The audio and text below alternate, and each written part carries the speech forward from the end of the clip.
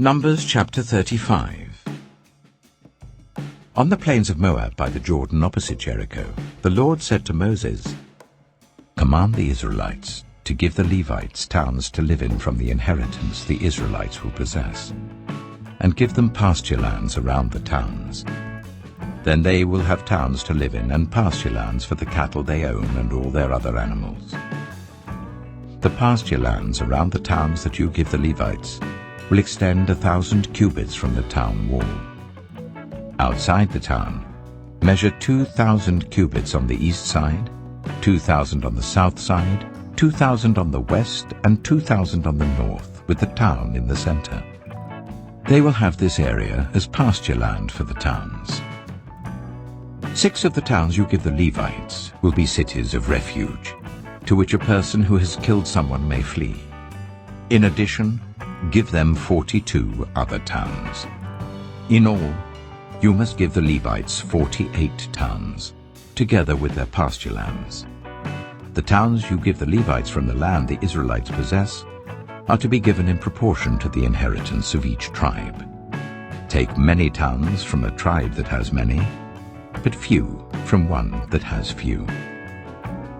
Then the Lord said to Moses, "Speak to the Israelites and say to them, when you cross the Jordan into Canaan, select some towns to be your cities of refuge, to which a person who has killed someone accidentally may flee. They will be places of refuge from the avenger, so that anyone accused of murder may not die before they stand trial before the assembly. These 6 towns you give will be your cities of refuge. Give 3 on this side of the Jordan and 3 in Canaan as cities of refuge. These 6 towns will be a place of refuge for Israelites and for foreigners residing among them, so that anyone who has killed another accidentally can flee there. If anyone strikes someone a fatal blow with an iron object, that person is a murderer. The murderer is to be put to death. Or if anyone is holding a stone and strikes someone a fatal blow with it, that person is a murderer. The murderer is to be put to death. Or if anyone is holding a wooden object and strikes someone a fatal blow with it, that person is a murderer. The murderer is to be put to death. The avenger of blood shall put the murderer to death. When the avenger comes upon the murderer, the avenger shall put the murderer to death.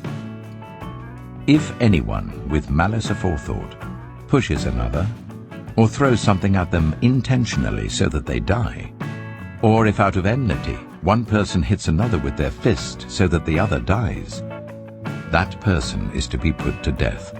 That person is a murderer. The avenger of blood shall put the murderer to death when they meet.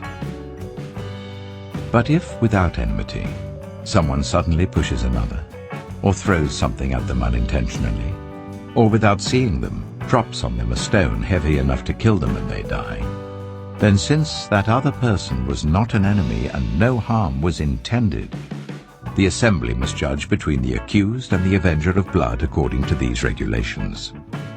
The assembly must protect the one accused of murder from the avenger of blood and send the accused back to the city of refuge to which they fled.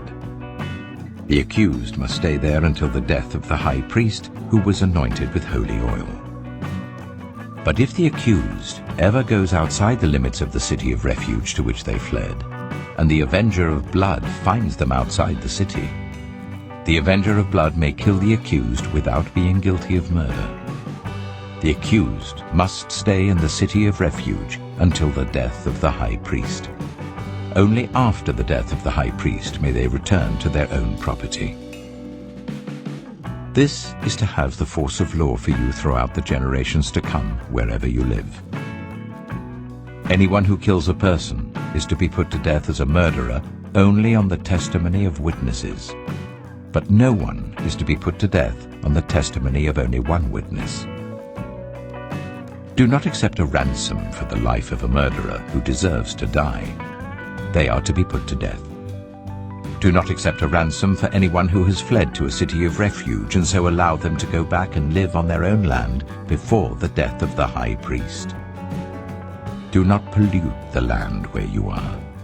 Bloodshed pollutes the land, and atonement cannot be made for the land on which blood has been shed, except by the blood of the one who shed it.